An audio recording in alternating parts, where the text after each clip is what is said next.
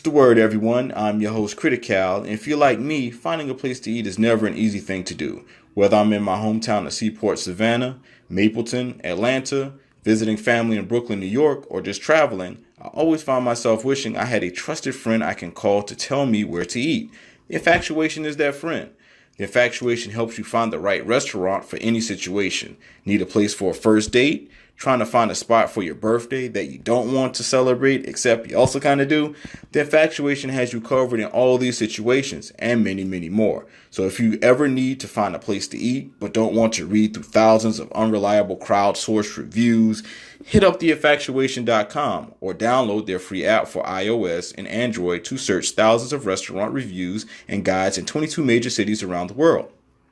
Or let the infatuation do the work for you by sending a text to 64560. That text is 64560. A real person will respond and help you find a restaurant that's perfect for whatever situation you find yourself in. 1.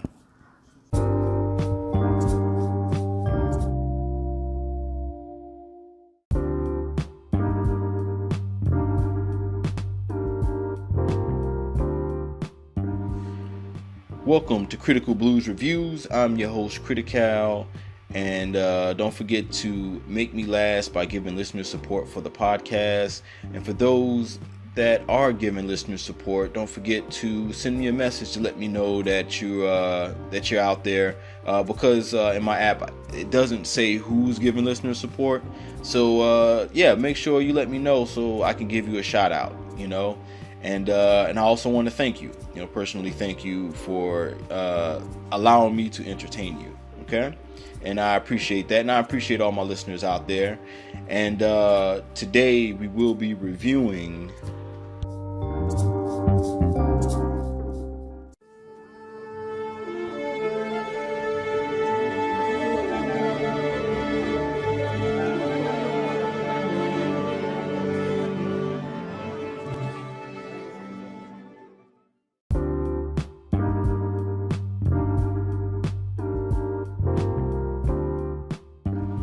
If Beale Street Could Talk.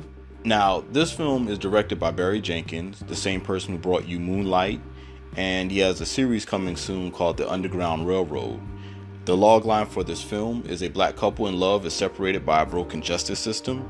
A pregnant woman fights to get the man she loves out of bondage. Now, this story is a period piece in the 1970s in West Harlem, New York. Now, the characters are cast for the film. You have Tish Rivers, played by KiKi Layne. You can see her on Captive State, Chicago Med, and Veracity. You have Alonzo Hunt, played by Stephan James. You can see him on Selma, Race, and Across the Line. And what I did notice about KiKi Layne and Stephan James, I've never seen these actors before, or seen their work before, I should say. So this was a treat to see new faces on the screen, especially new black faces. And also, Stephan James kind of gives you that Kid Cudi, Bones Jones vibe, like he kind of favors him a lot. Because I'm like, I've never seen this cat before, but he looks mad familiar. Then it hit me. I'm like, it kind of reminds me of a mix between Kid Cudi and Bones Jones. Okay. But anyway, you have Sharon Rivers, played by Regina King. She was in 7 Seconds, Ray. She did the voiceover for Boondocks. You also have seen her in Boys in the Hood, and where I first saw Regina King, 227. And also she has a show that's coming out, The Watchmen. I can't wait to see that, to see what that show is going to be about, the TV show. And also you have Joseph Rivers, played by Coleman Domingo. You've seen him on Selma. He's in Fear the Walking Dead, and Birth of a Nation. You have Ernest Rivers, played by Tiana Paris. She's in Dear White People, Chirac, and Survivor's Remorse. You also have Frank Hunt, played by Michael Beach. He's in Aquaman, Soul Food, and Lean On Me. You have Victoria Rogers, played by Emily Rios. She's in Snowfall and Breaking Bad. You have Officer Bell, played by Ed Skrein. He's in Deadpool and Alita, Battle Angel. That's that anime, I think it's coming out, but that's the anime with the chick with the real big eyes. I believe she's like a cyborg or something like that. And you also have Daniel Cardi, played by Brian Tyree Henry. He's in Atlanta, Widows, and Spider-Man Into the Universe. And that's what I said about I said a lot about Atlanta in another podcast where I said, man, the Atlanta star crew is like making waves. I mean, you got Brian Tyree Henry, as I mentioned earlier. Donald Glover definitely is doing this thing. Zaza Beetz, where she was on Deadpool, and you have Lakeith Stanfield. I mean, they're all just, you know, doing their thing, and I'm happy that Atlanta main cast is like branching out. And just to kind of give you the headline or the quote at the beginning of If Beale Street Can Talk, it says, Beale Street is a street in New Orleans where my father, where Louis Armstrong and the Jazz were born. Every black person born in America was born on Beale Street, born in the black neighborhood of some American city, whether in Jackson, Mississippi, or in Harlem, New York. Beale Street is our legacy. This novel deals with the impossibility and possibility, the absolute necessity, to give expression to this legacy. Beale Street is a loud street. It is left to the reader to discern a meaning in the beating of the drum. James Baldwin, quoted by James Baldwin. Okay, and just to kind of get into it, the movie is based off a James Baldwin novel, If Beale Street Could Talk. Now, James Baldwin was a civil rights activist and author who was known for breaking ground with research of racial and social issues in his countless works. He passed away in 1987. And I will say the heartbeat of this movie definitely is the score. I mean, beautiful sound. And that was composed by Nicholas Britell. The score brought plenty of emotions to the film, no matter the scene, may it be conflict, love, or a birth scene. The music tugged at your heartstrings. It was a significant part of the film. And I'll tell you what I did like about the film.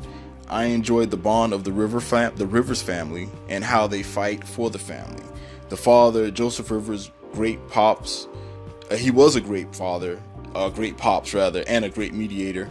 The sister Ernestine, she sounded like she can whip some butt, you know, with her weird threats, and you know, about Adam's apples, which was weird because growing up, I was stupid as a kid growing up, because you always talk about if a female had an Adam's apple, you know that story. So it almost made me think that females didn't have Adam's apples. It just didn't show. So that was funny. And also, it did have strong visuals I liked in this film.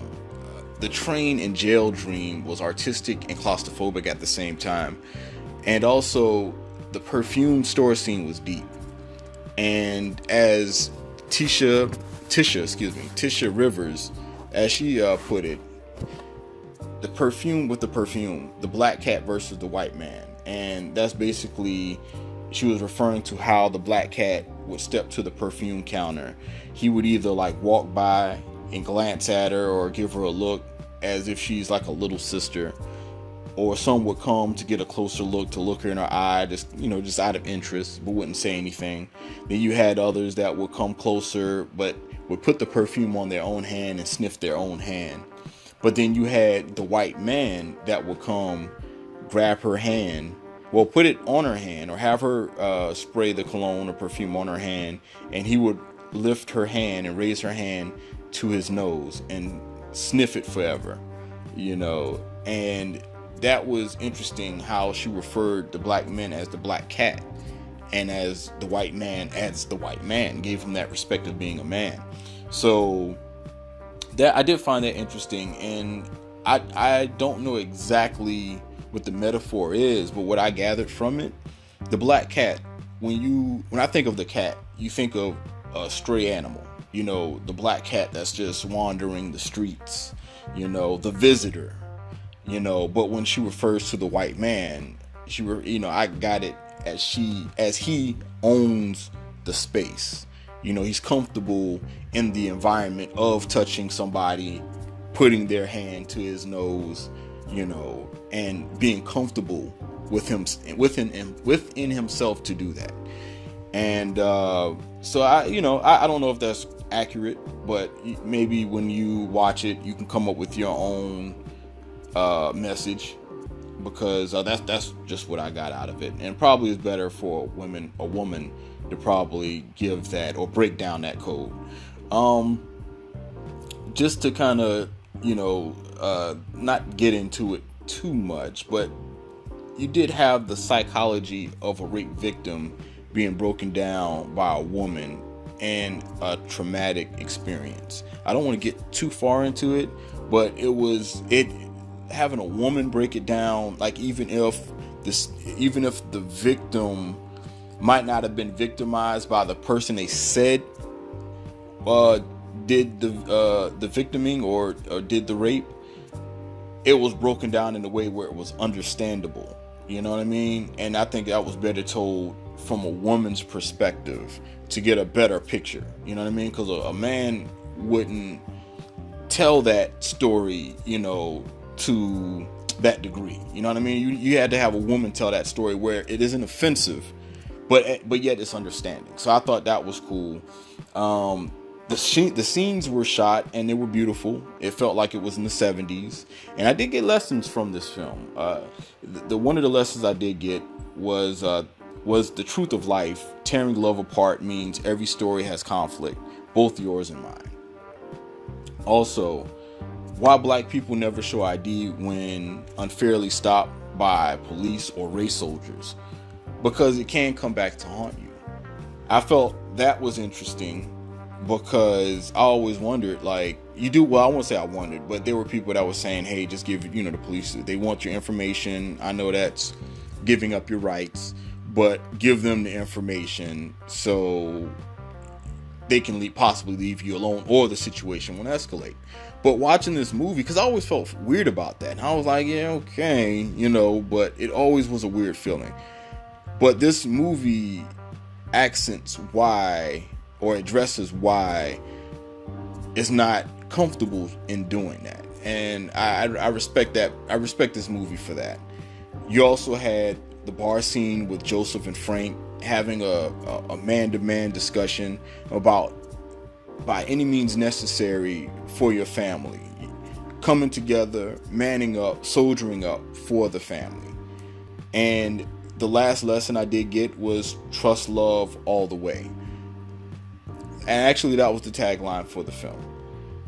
Now the characters, I did enjoy the characters, even down to the Hunt family. You had Mrs. Hunt and her daughters. Mrs. Hunt was very religious, and that was Fonny's mother and father. Mr. Hunt, which is Frank Hunt, and then you had Mrs. Hunt and the two sisters. So, and again, that was Fonny's mother and father and the two sisters. They portrayed the opposite of the Rivers family. The Rivers family was more positive, and that's what I respected about this film. You get to see both sides of the black family. It's not just one-sided. And so with Mrs. Hunt, she portrayed, if you want to bring in toxic masculinity, which Frank did portray, you also had toxic femininity. And I like to call it pink tornadoes because it's chaotic. And both can be chaotic. But in this story, Mrs. Hunt, you get to see the chaotic side that normally isn't told in stories, but you might see in reality, especially coming from a male point of view.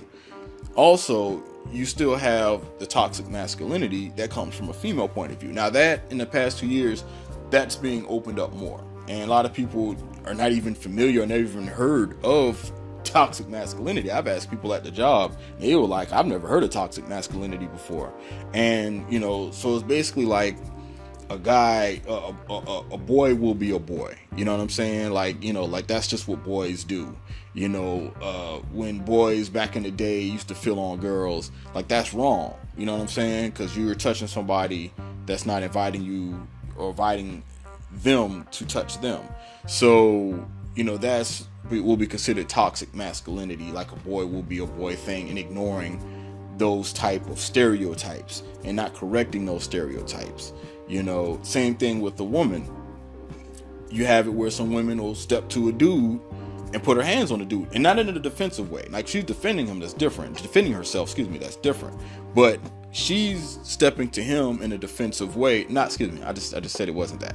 She's not being defensive, but she's just stepping to him in an offensive way, because of emotion, and she feels she needs to put her hands on him. And then if it goes left, now all of a sudden she's a victim. See, it kind of goes into the toxic femininity, you know what I mean? And then also you got, you know, where you're using the child as a weapon, you know, to get to the guy, you know, toxic femininity. Or if the guy just leaves an item, something of, you know, he feels is important over at her place and it's in her possession, and so you break up, but yet she doesn't want to give it back. She doesn't remember that item being there or things of that nature. That's considered toxic femininity. And so that was portrayed with this family. They both, the family was toxic together. And it was things that Mrs. Hunt did that was verbal, you know, that kind of was just poking the bear, you know, just tongue lashing Mr. Hunt. And to the point where Mr. Hunt revealed his toxic masculinity. So, you know, you can check that out to kind of break it down for yourself. This film takes the audience into each of the characters' lives, most of the characters' lives during the conflict. And at the end of the film, it said "for Jimmy." Now, I was a little confused at first when it said "for Jimmy," because I was like, who's Jimmy? And then it hit me, you know what I mean? Because I have an uncle named Jimmy. I call him Uncle Jimmy. But his real name is James. So basically, this story was for James Baldwin. It's a shout out to James Baldwin. As for the ending or the resolution, I didn't really feel the resolution like I really wanted to, and I don't want to give it away, but I just wasn't feeling it. But the score I do give this, I give this 9 Adam's apples. Do I really want to use Adam's apples? There's nothing else I can use at this point that's really coming to mind that stuck out to me in this story. But I will say 9 Adam's apples. That's what I would say, because that line just stuck out to me. That line was just, you know, there. But anyway, this is my review on If Beale Street Could Talk. Shout out to everyone, all my listeners. Shout out to the people that's giving listener support. And again, hit me up. Let me know that you're giving listener support, so I definitely can shout you out and thank you, because it's, you know, it's kind of set up weird and I can't see who's actually giving listener support, and I see there's some people that are actually doing it. So please shoot me a message, let me know that you're one of the people giving listener support, so I can personally thank you on air. Okay, all right, but y'all take care. Go out and see If Beale Street Can Talk. It is playing in movie theaters now. All right, show that love. 1